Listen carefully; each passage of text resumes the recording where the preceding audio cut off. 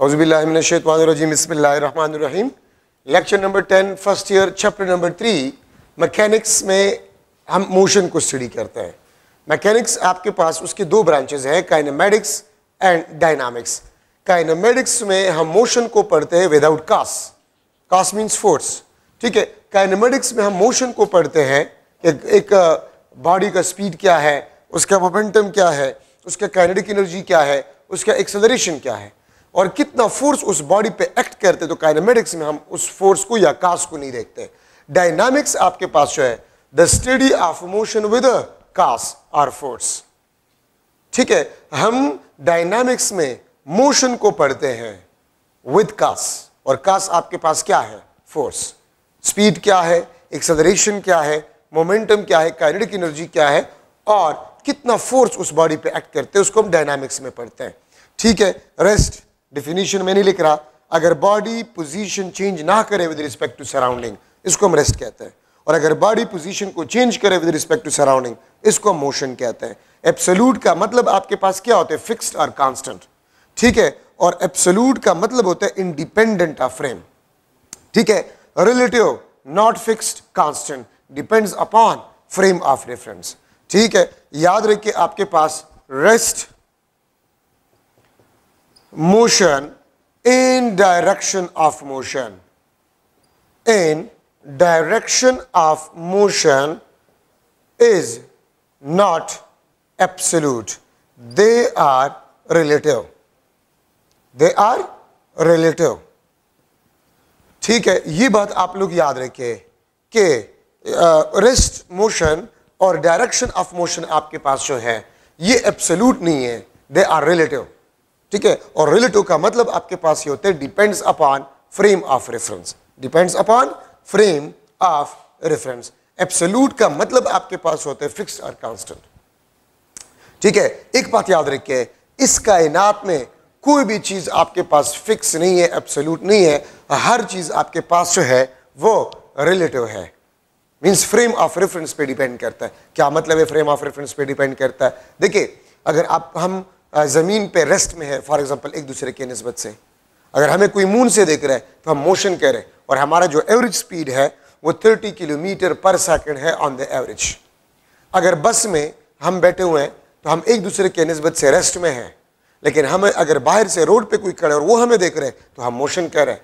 वो उसका frame rest frame है, हमारा फ्रेम मूविंग फ्रेम है, ठीक है। अगर मैं बस में हूं और मैं एक मार्कर को या किसी बॉल को ऊपर फेंक लेता हूं, आई ऑब्जर्व परपेंडिकुलर पाथ, और अगर कोई बस के बाहर है तो वो पैराबोलिक पाथ को ऑब्जर्व करेगा, वो पैराबोलिक पाथ को ऑब्जर्व करेगा। तो देखिए, अगर मैं बस में हूं, मैं इस मार्कर को फेंकता हूं तो मैं ऑब्जर्व करूंगा परपेंडिकुलर पाथ, और अगर कोई बस के बाहर हो और वो किसी चीज को ऊपर फेंक ले तो वो पैराबोलिक पाथ को ऑब्जर्व करेगा। तो देखिए, डायरेक्शन ऑफ मोशन भी रिलेटिव है। तो याद रखिए, ना मोशन ना स्टेट ऑफ रेस्ट आपके पास एब्सोल्यूट है, एवरीथिंग इज अ रिलेटिव, हर चीज रिलेटिव है, कोई भी चीज फिक्स नहीं है, वो फ्रेम ऑफ रेफरेंस पे डिपेंड करता है, ठीक है। अब वही बात मैं फिर रिपीट करूंगा, ठीक है, कि अगर आप देखिए आपका टेस्ट है 28 सितंबर को, ठीक है, पॉसिबल है तो 28 सितंबर को अगर आपका टेस्ट है तो अगर आपने जहन में ये रखा हुआ है कि टाइम कम है और मैं स्टडी नहीं कर सकता या नहीं कर सकती, तो वाकई टाइम कम होगा और आप स्टडी नहीं कर सकते। लेकिन अगर आपने अपना माइंड बना लिया कि नहीं टाइम बहुत है, ठीक है, और आप सही तरीके से टाइम को मैनेज कर ले, ये टाइम आपके लिए बहुत ज्यादा है, ठीक है। तो एवरीथिंग इज रिलेटिव, आपके माइंड पे डिपेंड करता है, ठीक है। और अगर आपका माइंड जितना मजबूत और जितना स्ट्रांग है, आपका स्टडी जो है वो अच्छे तरीके से होगा, ठीक है। अच्छा, अब यहां पर कुछ चीजें, डिस्टेंस आपके पास जो है, डिस्टेंस, डिस्प्लेसमेंट, ठीक है। डिस्टेंस आपके पास क्या होता है, the actual path length between two points is known as a distance. Let suppose ये ए से बी पॉइंट तक आप आ रहे हैं, ये आपका एक्चुअल पाथ लेंथ है, this is the actual path length, ठीक है। और अगर ये एक्चुअल पाथ लेंथ है, इसको हम कहते हैं दिस इज डिस्टेंस, और ये आपके पास शॉर्टेस्ट पॉसिबल पाथ है, इसको बेसिकली हम कहते हैं दिस इज अ डिस्प्लेसमेंट, ये आपके पास डिस्प्लेसमेंट होगा, ठीक है। तो displacement is the shortest possible path या the straight unidirectional path between 2 points. The straight unidirectional path between 2 points is known as displacement and the actual path length between the 2 points is known as a distance. याद रखिए distance आपके पास जो है this is a scalar और displacement आपके पास जो है this is a vector. अगर आपसे कोई पूछे how many maximum number of paths are possible between 2 points, 2 points के दरमियान maximum number of paths कितने possible है? Infinite. और अगर आपसे कोई पूछे the maximum number of displacement possible between 2 points, 1. Maximum भी 1 displacement possible है 2 points के दरमियान और minimum भी 1 displacement possible है between 2 points. और आपके पास minimum path 1 path और maximum infinite path 2 points के दरमियान possible है. Every displacement is a distance, but every distance is not a displacement. ठीक है, ये बात याद रखिए. ये डिस्प्लेसमेंट के लिए मैं इस्तेमाल कर रहा हूं, ये मैं डिस्टेंस के लिए इस्तेमाल कर रहा हूं. ठीक है, तो मैं लिख लूंगा कि magnitude of a displacement between 2 point is always less than distance और इक्वल टू डिस्टेंस. या इसको मैं इस तरह भी लिख सकता हूं, the ratio of magnitude of a displacement to the distance is less than और इक्वल टू 1. ठीक है, अब यहां पर मैं लिख रहा हूं number first for single straight path, for single straight path, single straight path. अगर मैं ये single straight path ले रहा हूं तो magnitude of a displacement वो आपके पास किस चीज के बराबर होगा? वो distance के बराबर होगा. मतलब आप इस path पे जा रहे हैं तो ये displacement भी है और distance भी है. अगर आप straight path पे जा रहे हैं तो ये displacement भी है और distance भी है. The magnitude of a displacement is equal to distance. और इसको मैं लिख सकता हूं the ratio of magnitude of a displacement to the distance is equal to 1. ये आपके पास 1 के बराबर होगा for a single straight path. और magnitude of a displacement वो distance से कम होगा, या मैं इस तरह भी लिख सकता हूं magnitude of a displacement to the distance ratio is a less than 1. ठीक है, और याद रखिए ये आपके पास जो होता है these are for 2 different paths. अगर 2 डिफरेंट पाथ्स हो, लेट सपोज ये 2 डिफरेंट पाथ्स है तो ये डिस्टेंस है, डिस्प्लेसमेंट नहीं है, ये डिस्प्लेसमेंट है, तो डिस्टेंस डिस्प्लेसमेंट से ज्यादा होगा. ठीक है, या डिस्प्लेसमेंट डिस्टेंस से कम होगा. और अगर आप डिस्प्लेसमेंट के रेशो को डिस्प्लेसमेंट का रेशो डिस्टेंस के साथ लें तो 1 से आपके पास क्या होगा? लेस होगा. ठीक है, तो अगर आप इन दोनों को मिला लें तो फिर ये कंडीशन आपके पास बन जाता है. और देखिए अगर मैं इसको उल्टा करूं, the ratio of distance to the magnitude of a displacement, this will be greater than और equal to 1. This will be greater than और इक्वल टू 1 अगर आप इस रेशो को उल्टा करें.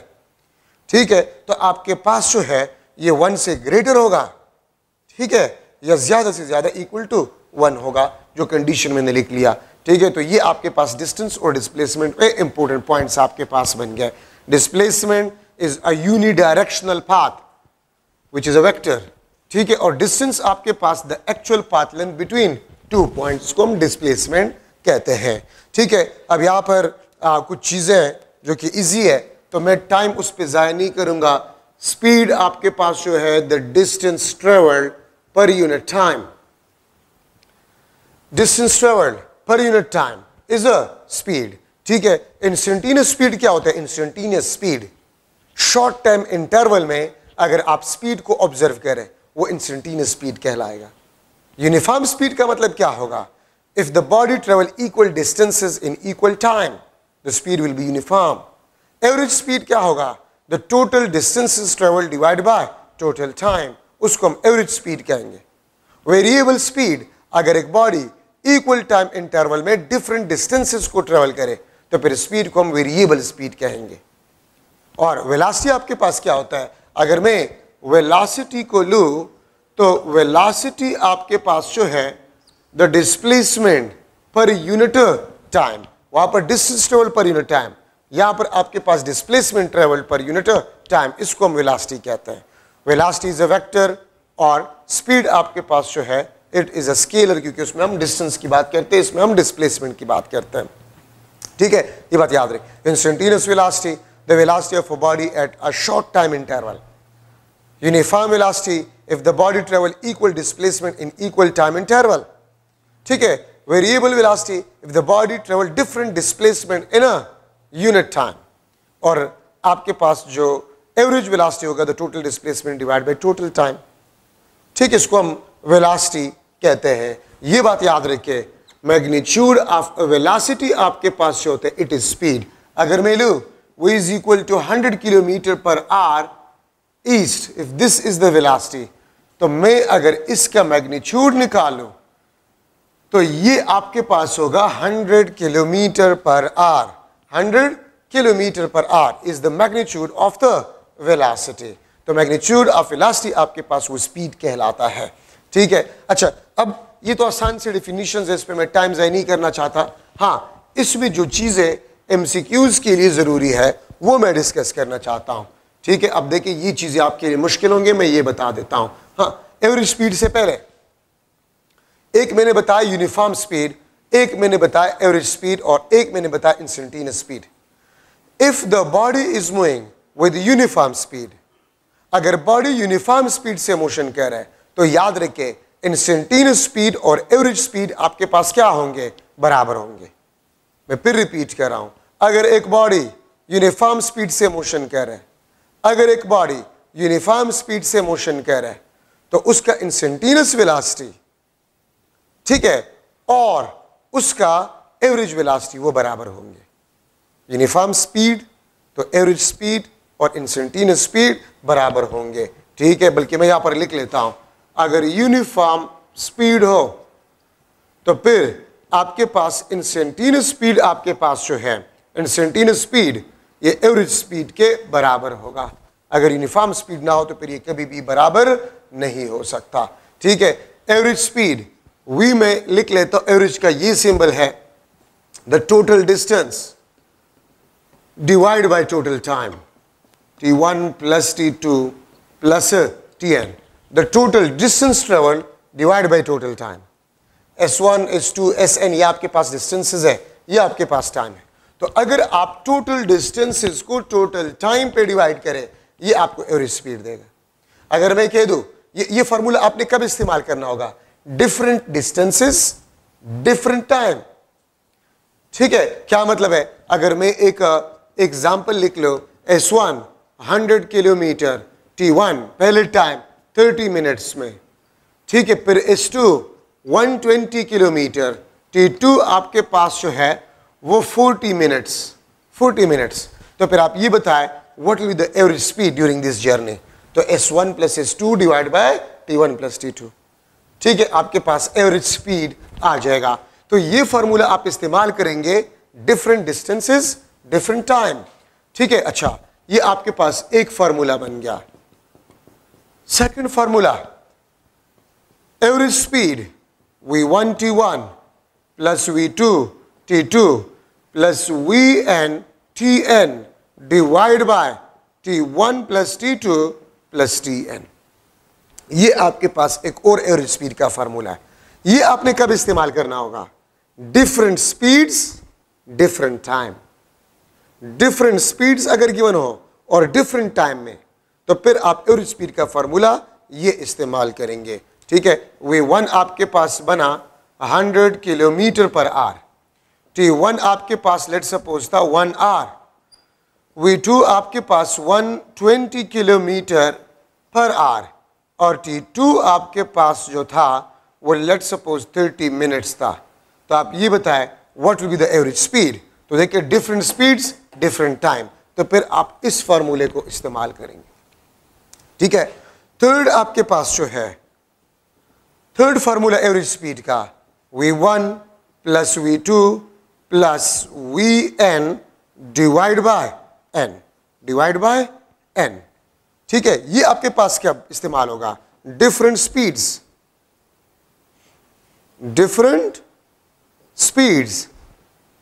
Same time, different speeds same time. एक car था और उसका वेलोसिटी था 100 किलोमीटर पर आवर पहले 1 आवर में, फिर नेक्स्ट 1 आवर में उसका वेलोसिटी था 120 किलोमीटर पर आवर।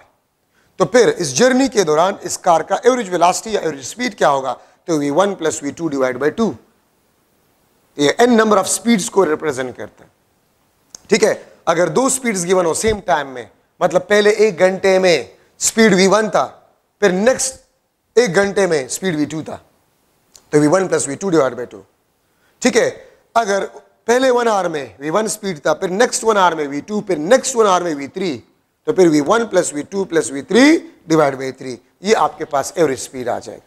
ठीक है, तो एवरेज स्पीड का फार्मूला अगर डिफरेंट स्पीड्स हो और सेम टाइम हो, तो फिर आप इस फार्मूले से एवरेज स्पीड को मालूम करेंगे।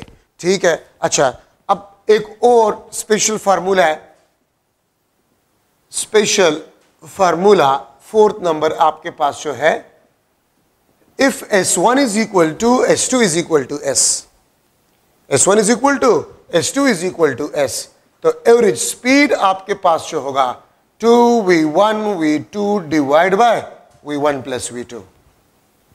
ठीक है, सेम डिस्टेंस डिफरेंट वेलोसिटी। आप लेट सपोज घर से कॉलेज जा रहे थे और कॉलेज से फिर वापस घर जा रहे थे, घर से कॉलेज, कॉलेज से फिर घर, तो ये आपको मैसेज दे रहा है सेम डिस्टेंस का, ये आपको सेम डिस्टेंस का मैसेज दे रहा है। आप घर से कॉलेज, आपका वेलोसिटी v1 था, कॉलेज से वापस घर आपका वेलोसिटी v2 था, तो इस जर्नी के दौरान आपका एवरेज वेलोसिटी क्या था? तो 2v1 v2 divide by v1 + v2। Main formula ये है, ये और ये तीनों फार्मूले इसी से डिराइव्ड है। ठीक है, इसी से हमने निकाला हुआ है। आप घर से बाजार जा रहे थे, आपका वेलोसिटी v1 था, बाजार से फिर वापस घर आ रहे थे, आपका वेलोसिटी क्या था? v2 था। तो इस जर्नी के दौरान एवरेज वेलोसिटी आपके पास क्या होगा? तो वो आप इस फार्मूले से मालूम कर सकते हैं। ठीक है, तो ये आपके पास जो है इंपॉर्टेंट डिस्कशन है। ठीक है, एवरेज वेलोसिटी में, एवरेज स्पीड में। एक्सेलरेशन आपके पास क्या है? Acceleration ΔV divide by ΔT। ठीक है, acceleration = ΔV divide by ΔT। The time rate of change of linear velocity is equal to linear acceleration. The time rate of change of linear velocity is equal to linear acceleration. अगर velocity में change आएगा, या magnitude of velocity में change आ जाए, या direction में change आ जाए, या दोनों में चेंज आ जाए, तो एक्सेलरेशन वो उसका फार्मूला आपके पास है A = ΔV divide by ΔT। अगर मैं लिख लूं इन काइनेमेटिक्स में एक्सेलरेशन का जो कास आपके पास होगा वो ΔV होगा। ठीक है, और डायनामिक्स में अगर आपसे कोई पूछे इन डायनामिक्स एक्सेलरेशन का जो कास होगा वो आपके पास फोर्स होगा। काइनेमेटिक्स में एक्सेलरेशन का cause ΔV, change in magnitude of velocity और change in direction of velocity और both change in magnitude and direction of velocity. ठीक है, और डायनामिक्स में एक्सेलरेशन का जो कास आपके पास होता है वो फोर्स होता है। ठीक है, तो पहली बात तो आप लोग ये याद रखें। ठीक है, अच्छा, अगर मैं लिख लो if ΔV = positive, it means velocity is increasing, acceleration आपके पास पॉजिटिव होगा। ठीक है, if ΔV = negative, velocity is decreasing और एक्सेलरेशन आपके पास नेगेटिव होगा। याद रखिए, when the acceleration is positive, the direction of acceleration will be along the direction of motion. When acceleration is negative, the direction of acceleration will be opposite to the direction of a motion. ठीक है, तो ये बात आप लोग याद रखिए। Negative acceleration को हम रिटार्डेशन या डिसेलरेशन भी कहते हैं। डिसेलरेशन का मतलब क्या होता है? Uniform decrease in velocity. Retardation का मतलब क्या होता है? A sudden large decrease in velocity, उसको हम रिटार्डेशन कहेंगे। तो नेगेटिव एक्सेलरेशन को हम डिसेलरेशन या रिटार्डेशन भी कहते हैं। ठीक है, अच्छा, मैग्नीट्यूड की वजह से एक्सेलरेशन, मैग्नीट्यूड चेंज की वजह से एक्सेलरेशन मालूम करना आसान है, लेकिन अगर मैं लिख लो v1 = 3 metre per second east, ये आपके पास v1 वेलोसिटी, ये आपके पास v2 velocity which is 3 metre per second north. ठीक है, अब आप अगर देखिए ये आपके पास चेंज इन अ वेलोसिटी है डेल्टा वी। ठीक है, अब अगर मैं आप लोगों से पूछ लूं कि आप मैग्नीट्यूड चेंज की वजह से मुझे बताएं एक्सेलरेशन प्रोड्यूस हो रहा है कि नहीं हो रहा, तो magnitude 3 metre per second, 3 metre per second, the acceleration produce will be 0। और अगर आप डायरेक्शन को देखें तो ये आपके पास ईस्ट और नॉर्थ डायरेक्शन चेंज हो रहा है, तो डायरेक्शन चेंज की वजह से एक्सेलरेशन प्रोड्यूस होगा। और किस तरह प्रोड्यूस होगा, A will be equal to delta v divide by delta t. अगर आप देखिए तो हेड टू टेल रूल है, ये रिजल्टेंट को शो कर रहा है, तो मैं लिख सकता हूं V1 square plus V2 square plus 2V2 cos theta under the root divide by delta t. ठीक है, ये फार्मूला कभी आप लोगों ने देखा है, ये वही फार्मूला है, A square plus B square plus 2AB cos theta under the root magnitude of resultant vector को मालूम करने का फार्मूला है। और यहां पर अगर आप डेल्टा वी को देखें तो ये रिजल्टेंट को ही शो कर रहा है। ये किस चीज को शो कर रहा है, ये रिजल्टेंट को ही शो कर रहा है। ठीक है, तो V1 square plus V2 square plus 2V1 V2 cos theta under the root divide by delta t. अब देखिए यहां पर ये परपेंडिकुलर है, थीटा इज अ 90, तो अगर थीटा आपके पास 90 है तो ये टर्म आपके पास क्या बन जाएगा, 0 बन जाएगा। तो मैं लिख लूंगा A is equal to V1 square plus V2 square divide by delta t. तो 3 स्क्वायर, यहां पर अगर मैं आपको टाइम लिख लूं कि ये 1 सेकंड में ये चेंज आया है, 1 सेकंड में ये चेंज आया, तो 3 स्क्वायर V1 स्क्वायर ये आपके पास 9, 3 स्क्वायर 9, 9 प्लस 9 18, तो आपके पास acceleration under the root of 18 metre per second square आपके पास बना। या अंडर रूट 18 को मैं इस तरह भी लिख सकता हूं कि this is equal to 2 under the root of 3 under the root of 2 metre per second square. ये आपके पास एक्सेलरेशन आ गया, क्योंकि अंडर रूट 18 को मैं लिख सकता हूं 9 मल्टीप्लाई बाय 2, 2 9 18 और 9 का under root 3 under root 2 metre per second square. ये आपके पास एक्सेलरेशन है under the root of 18 metre per second square. तो ये एक्सेलरेशन डायरेक्शन चेंज की वजह से आ गया, लेकिन मैग्नीट्यूड चेंज की वजह से एक्सेलरेशन वो 0 प्रोड्यूस होगा। If the velocity is constant, acceleration will be 0. If the velocity is not constant, means the velocity is changing, acceleration will be not equal to 0. अच्छा, ये तो आपके पास instantaneous acceleration, the acceleration at any instant of time, uniform acceleration, if change in velocity in equal time interval is same, तो फिर acceleration आपके पास uniform acceleration होगा। ठीक है, और अगर चेंज इन वेलोसिटी पर यूनिट टाइम वो आपके पास सेम ना हो तो फिर एक्सेलरेशन आपके पास वेरिएबल एक्सेलरेशन होगा। ठीक है, अच्छा अब यहां पर मैं लिख रहा हूं, अक्सर डेटा में आप देखें, डेटा में आपने देखना होगा कि टाइम आपको क्या दिया गया और डेटा क्या दिया गया। अगर मैं कह दूं कि कार है और वो मोशन कर रहा है और उसका वेलोसिटी चेंज हो रहा है, ठीक है, 5 किलोमीटर 0 से 5 किलोमीटर पर आर 1 सेकंड में, फिर 5 से 10 किलोमीटर पर आर 1 सेकंड में, फिर 10 किलोमीटर पर आर से 15 किलोमीटर पर आर नेक्स्ट 1 सेकंड में, तो फिर आप ये बताएं एक्सेलरेशन क्या होगा। तो अगर आप वेलोसिटी चेंज देखें तो वो 5 किलोमीटर पर आर है और टाइम इंटरवल जो आपको दिया गया वो 1 सेकंड है। टाइम इंटरवल जो आपको दिया गया है वो 1 सेकंड है। ठीक है, तो delta v divide by delta t, तो 5 किलोमीटर पर आर पर सेकंड आपके पास एक्सेलरेशन होगा। अब यहां पर मैं ले रहा हूं सम इंपोर्टेंट ग्राफ्स, ठीक है, लेकिन जनरली ग्राफ को मैं पहले इस तरह डिस्कस कर रहा हूं। ये एक्स एक्सिस, ये आपके पास वाई एक्सिस, ये एक्स एक्सिस, ये आपके पास क्या है, वाई एक्सिस है। ठीक है, तो अगर ये एक्स एक्सिस है, ये आपके पास वाई एक्सिस है, तो फर्स्ट ऑफ ऑल तो slope which is equal to tangent theta, and tangent theta is equal to y divided by x. ये आपके पास slope y along y axis जो पैरामीटर है उसको आप x पैरामीटर पे डिवाइड करें, ये आपको स्लोप ऑफ अ ग्राफ देगा। ठीक है, और एरिया इनक्लोज्ड आपके पास जो है this is equal to y multiply by x। ये y मल्टीप्लाई बाय x के बराबर होगा। अब ये देखिए आप लोग, this is t, this is s, ये आपके पास st ग्राफ है, distance versus time graph, distance versus time graph. तो देखिए along y एक्सिस s है, along x एक्सिस t है।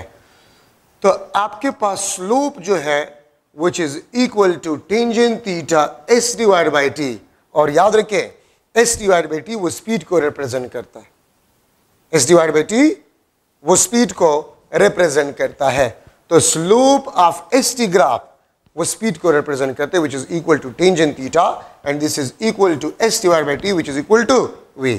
अगर आपके पास ये स्ट्रेट हो तो इसका मतलब है कि s is directly proportional to time, और स्लोप आप देखिए कांस्टेंट है, slope which is tangent theta s divided by t is equal to v is equal to constant।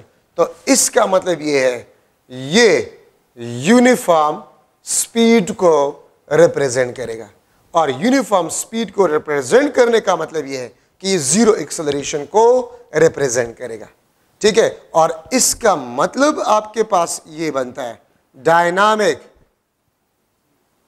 Translatory equilibrium, ये डायनामिक ट्रांसलेटरी इक्विलिब्रियम को रिप्रेजेंट करेगा, ठीक है। ये आपके पास टाइम, ये आपके पास s, ठीक है। अगर मैं इस तरह लिख लूं कि इसका स्लोप आपके पास जो है, slope which is equal to tangent theta, this is equal to s divided by t, this is equal to v is equal to 0, slope 0 है।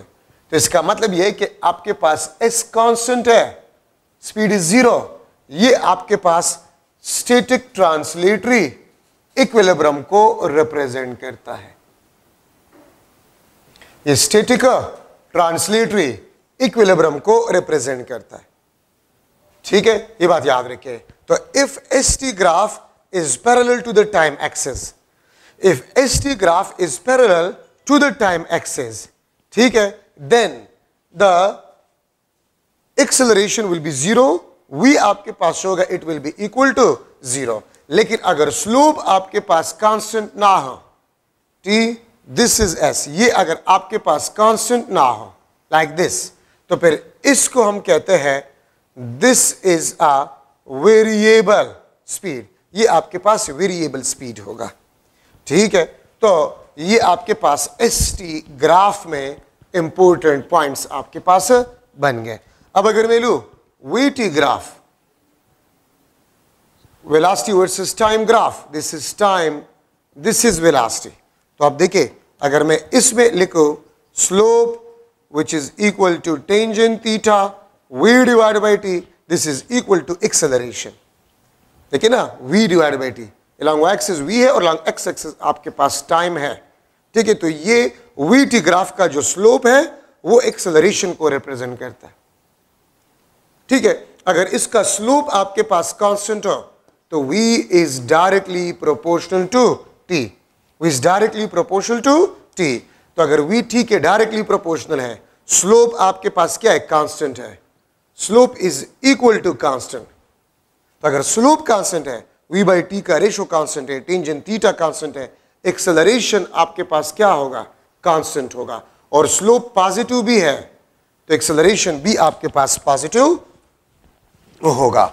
If the slope is positive, आप देखिए स्लोप पॉजिटिव है, ठीक है। अगर मैं यहां पर एक ग्राफ ड्रा करूं, this is time, this is v, अगर आप इसके स्लोप को देखें तो स्लोप इसका नेगेटिव है, एक्सेलरेशन आपके पास नेगेटिव है, एक्सेलरेशन आपके पास क्या है, नेगेटिव होगा, ठीक है। और अगर ग्राफ में इस तरह ड्रा करो, this is t, this is v, if vt graph is parallel to the time axis, आपके पास स्लोप जो है tangent theta v divided by t, a is equal to 0, ठीक है। तो v आपके पास यहां पर क्या है, कांस्टेंट है, एक्सेलरेशन 0 है, ठीक है। तो ये आपके पास डायनामिक ट्रांसलेटरी इक्विलिब्रियम, याद रखिए ये st ग्राफ, ये st ग्राफ जो मैंने पहले बनाया था, ये st ग्राफ, ये भी 0 एक्सेलरेशन, बट वेलोसिटी आपके पास क्या है, कांस्टेंट।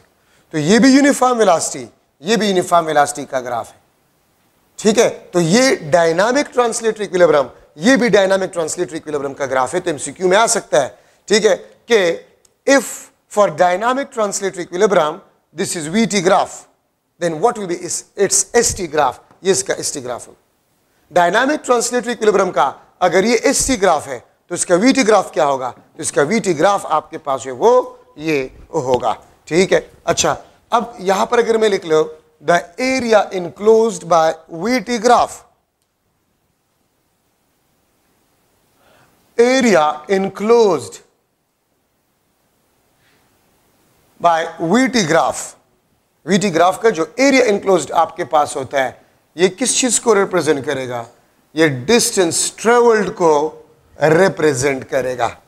ये किस चीज को रिप्रेजेंट करेगा, ये डिस्टेंस ट्रेवल्ड को रिप्रेजेंट करेगा, ठीक है। आप देखिए ना, अगर मैं एरिया इनक्लोज्ड की बात करूं तो यहां पर वी है आपके पास, यहां पर टी है, तो एरिया वीटी और वीटी आपके पास होते हैं, ये आपको डिस्टेंस के बारे में बताता है।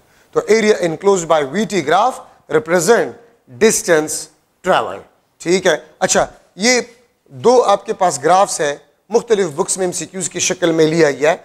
अगर ये बॉल है और इसको मैं ऊपर से नीचे फॉल करवा रहा हूं, ये ग्राउंड है और ग्राउंड के साथ टकराने के बाद ये वापस जो है इस हाइट तक आ जाता है।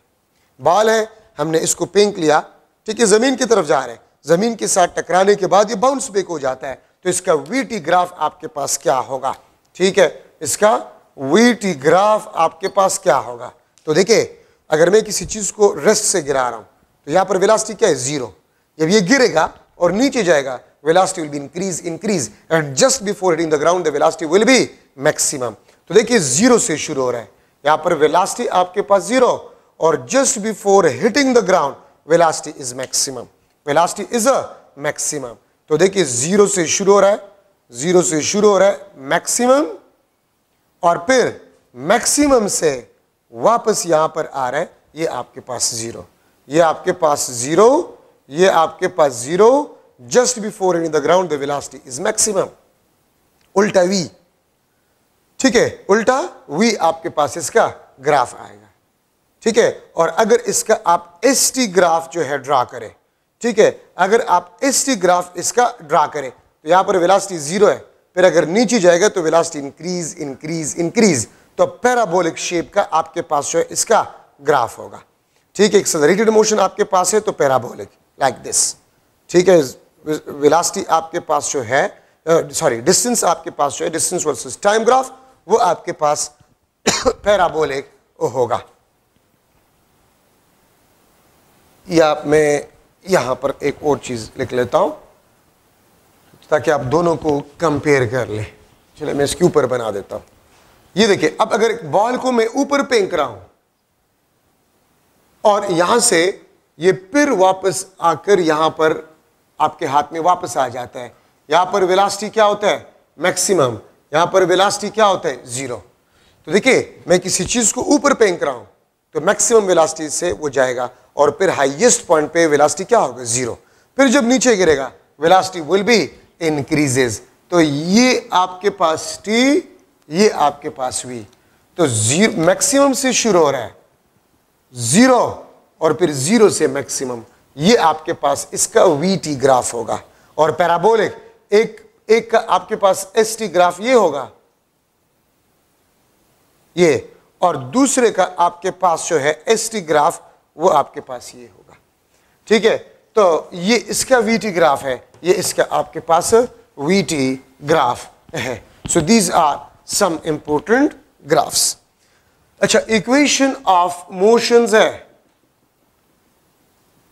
Equation of motions for uniformly accelerated moving bodies. अगर ए आपके पास यूनिफॉर्म हो, अगर ए आपके पास यूनिफॉर्म हो तो फिर आपके पास इक्वेशंस आते हैं, v f is equal to v i plus a t. Second आपके पास जो है s is equal to v i t plus half a t square. Third, 2as is equal to vf square minus vi square. These are the three equations of motion for uniformly accelerated moving bodies. अगर acceleration आपके पास uniform हो, अगर acceleration आपके पास uniform हो तो फिर हम इन तीन इक्वेशंस को इस्तेमाल कर सकते हैं, और अगर एक्सेलरेशन यूनिफॉर्म ना हो फिर हम इन इक्वेशंस को इस्तेमाल नहीं कर सकते। देखिए, अगर मैं एक एमसीक्यू बना लूं, the distance travelled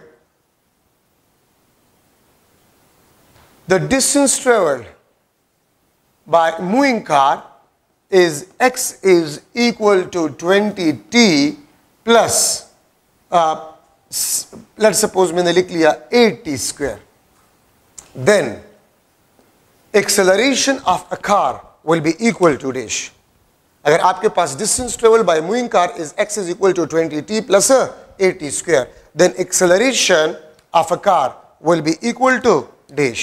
acceleration of a car आपके पास क्या होगा? ठीक है, मैं लिख लेता हूं 8 मीटर पर सेकंड स्क्वायर। ठीक है, बी आपके पास जो है 16 metre per second square, c option आपके पास 4 metre per second square, d option 0 metre per second square. तो आप क्या करें, ये जरूरी नहीं है कि मैंने सिर्फ इक्वेशन ऑफ मोशंस में ये एमसीक्यू बना लिया तो ये इस किस्म के एमसीक्यू सिर्फ इन इक्वेशंस के लिए पॉसिबल है। नो, इस किस्म की इक्वेशन एमसीक्यूज इस इक्वेशंस के लिए सिर्फ पॉसिबल नहीं है, किसी भी इक्वेशन में इस किस्म के एमसीक्यूज बनाए जा सकते हैं। आपका काम क्या होगा, सबसे पहले तो कोशिश करें कि इक्वेशन कौन सा है, इसको पहचानने की कोशिश करें। तो देखिए, इसमें टी स्क्वायर है तो मुझे यहां से पता चल गया कि this is the second equation of motion. अच्छा, फिर देखिए, ये आपके पास हाफ ए है, ये आपके पास 8 है, ये आपके पास हाफ ए, ये आपके पास 8 है, तो हाफ ए 8 के साथ कंपेयर करें, ए आपके पास बन जाएगा 16 metre per second square. A will be equal to 16 metre per second square. ठीक है, तो ये आपके पास एक्सेलरेशन होगा, तो ऑप्शन आपके पास ये है। तो मैंने क्या कहा, इस किस्म के एमसीक्यूज किसी भी इक्वेशंस में बनाए जा सकते हैं।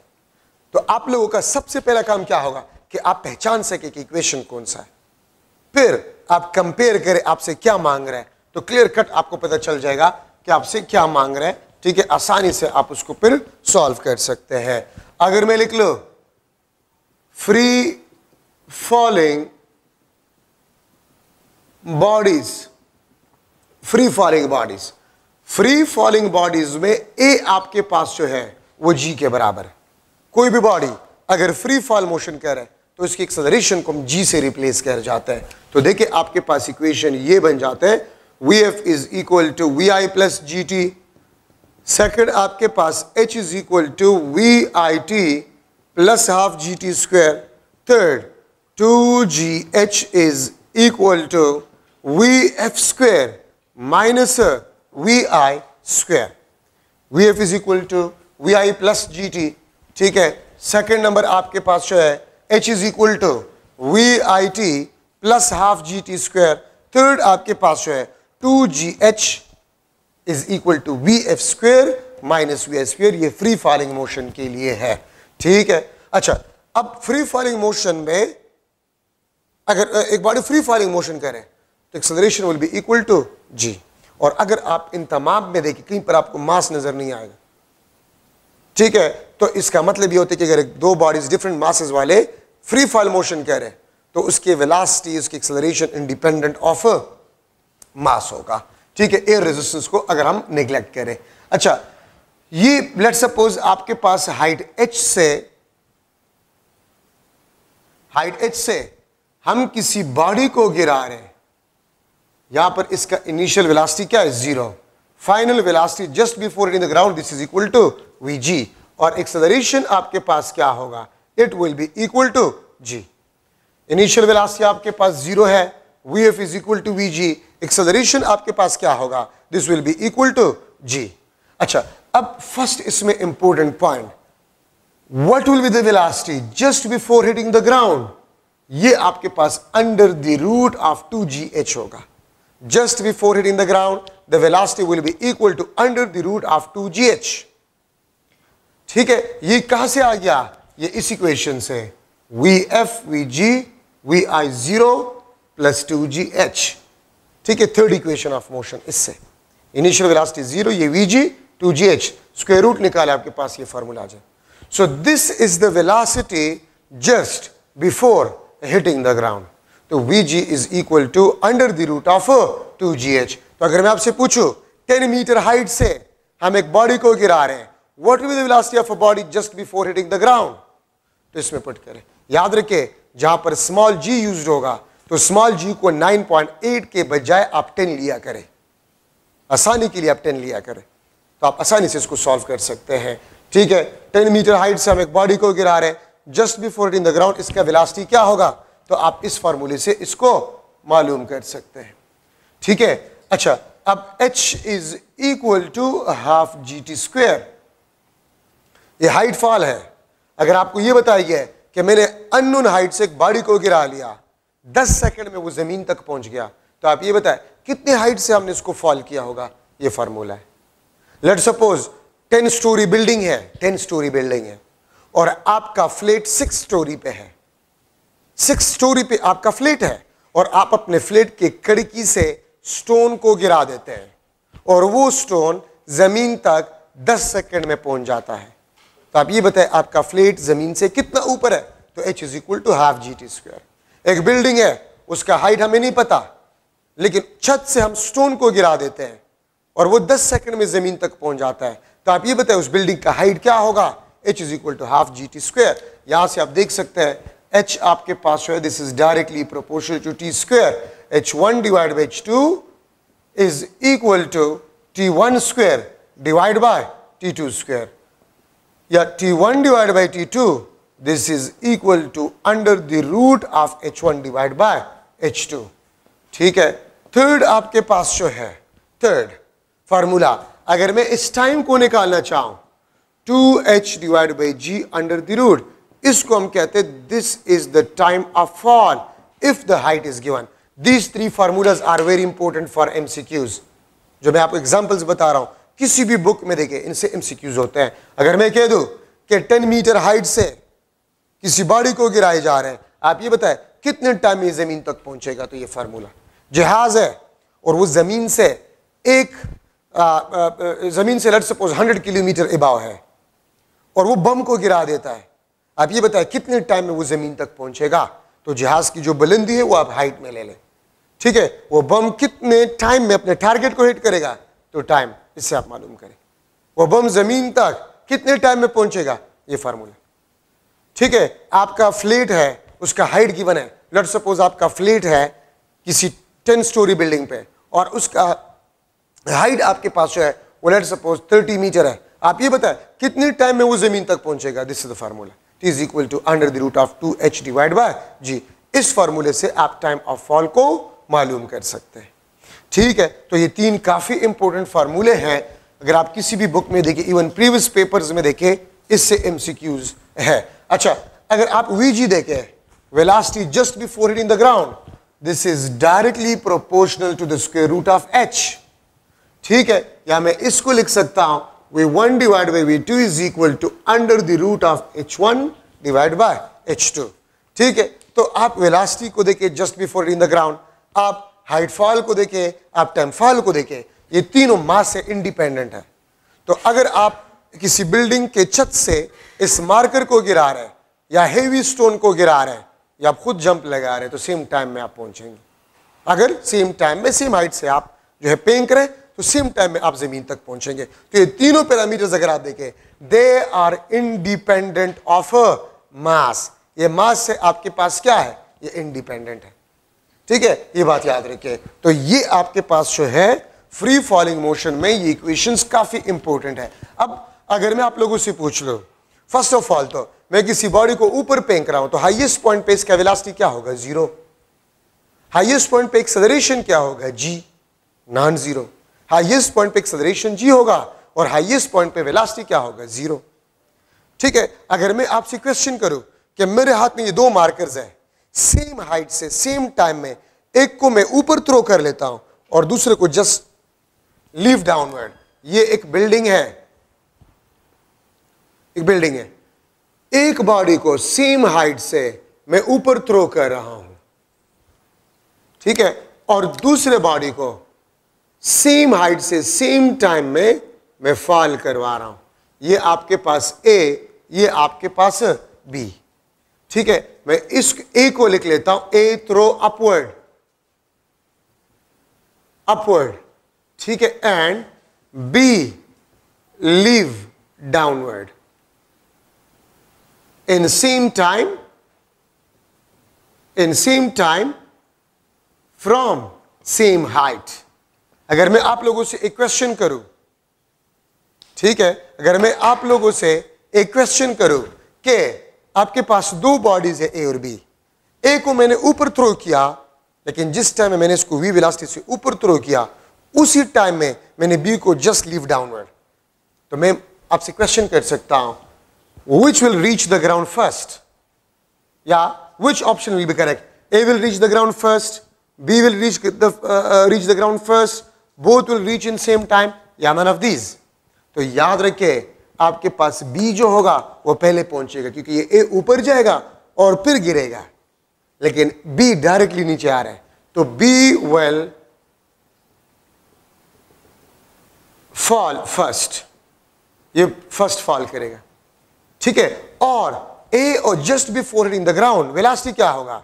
We a will be equal to v b, v a greater than v b, ठीक है, या v a less than v b, या नन ऑफ दीज। याद रखिए इस ए को आप देखें, यहां पर अगर हम इसको डाउनवर्ड थ्रो करें तो इसका वेलोसिटी जीरो होगा बी का, लेकिन ए ऊपर जाएगा और फिर गिरेगा तो यहां पर ए का वेलोसिटी जीरो नहीं है, वी वेलोसिटी है। ठीक है, तो इसलिए just before hitting the ground the velocity of A body will be greater than the velocity of a B body. ठीक है, ये बात याद रखिए। तो just before hitting the ground the velocity of A body will be greater than the velocity of a B. अगर मैं इस क्वेश्चन को इस तरह लिख लूं, अगर मैं इस क्वेश्चन को इस तरह लिख लूं कि A throw upward and B throw downward with same velocity v, ए को मैंने नीचे थ्रो किया v वेलोसिटी से और b को मैंने ऊपर थ्रो किया v वेलोसिटी से, सेम हाइट से एक को मैंने अपवर्ड थ्रो किया v वेलोसिटी से और दूसरे को थ्रो किया डाउनवर्ड। जस्ट फॉल मतलब ये लीव टू फॉल, ये लीव टू फॉल, लेकिन थ्रो का मतलब ये होता है। ठीक है, तो वेलोसिटी आपके पास क्या है? v। तो मैं इसमें अगर आपसे क्वेश्चन करूं तो इसमें फिर आपके पास वही बात होगा कि A throw upward, B throw downward, तो B will reach ground first, B will reach the ground first. ठीक है, और वेलोसिटी आपके पास होगा v g a will be equal to v g b. क्यों? क्योंकि सेम वेलोसिटी से आप एक को अपवर्ड थ्रो करें, दूसरे को डाउनवर्ड थ्रो करें, तो इसलिए just before hitting the ground velocity भी आपके पास क्या होगा? सेम होगा। ठीक है, तो ये आपके पास जो है इंपॉर्टेंट जो दो कंसेप्ट्स थे वो मैंने आपको बता दिए। ठीक है, अगर मैं लिख लूं if body start motion from rest, if body start motion from rest means vi is equal to 0 meter per second with the uniform acceleration, with a uniform acceleration A, and travel x1 distance, and travel x1 distance in t time interval, t कुछ भी हो सकता है, in t time interval, then distance traveled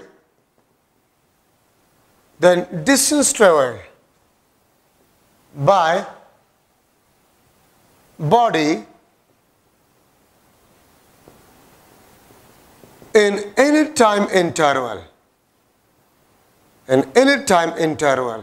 will be xn is equal to 2n minus 1 into x1। ये 2n minus 1 किस चीज को represent करता है? ये ऑड नंबर को रिप्रेजेंट करता है।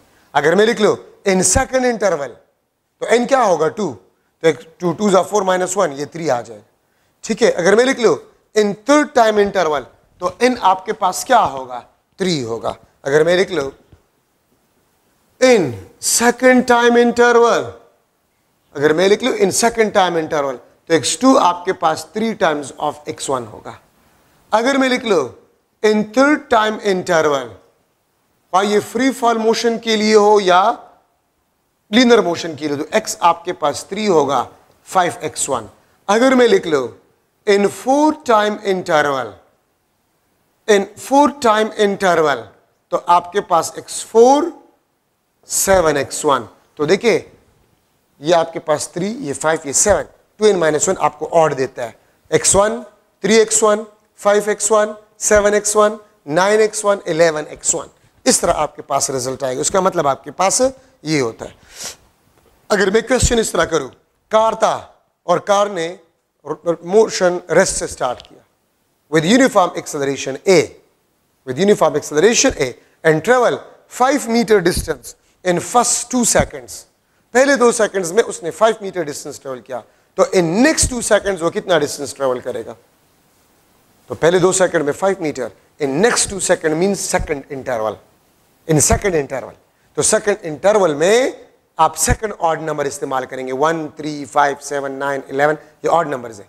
1 first, third second odd number है, फिफ्थ थर्ड ऑड नंबर है, 7th फोर्थ ऑड नंबर है, ठीक है। तो 3x1, तो 3 5 15 मीटर वो सेकंड इंटरवल में डिस्टेंस को ट्रेवल करेगा, ठीक है। तो ये आपके पास एक इंपॉर्टेंट डिस्कशन, आपके बुक में एक एमसीक्यू गिवन है, ठीक है, कि अगर एक बॉडी उसने रेस्ट से मोशन स्टार्ट किया, उसने s डिस्टेंस को ट्रेवल किया फर्स्ट टाइम इंटरवल में, तो उतनी नेक्स्ट टाइम इंटरवल में वो कितना डिस्टेंस ट्रेवल करेगा?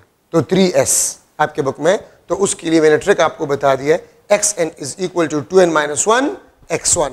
इस फार्मूले से आप इसको हैंडल कर सकते हैं। अच्छा, नेक्स्ट लेक्चर में इंशाल्लाह मैं Newton laws, Newton first law, Newton second law, Newton third law, linear momentum, conservation of linear momentum, collisions, ठीक है, टाइप्स ऑफ कोलिजन्स, इंपल्स, ये मैं डिस्कस करूंगा। तो इसको आप एक एक नज़र ज़रूर पढ़ें। Thank you so much.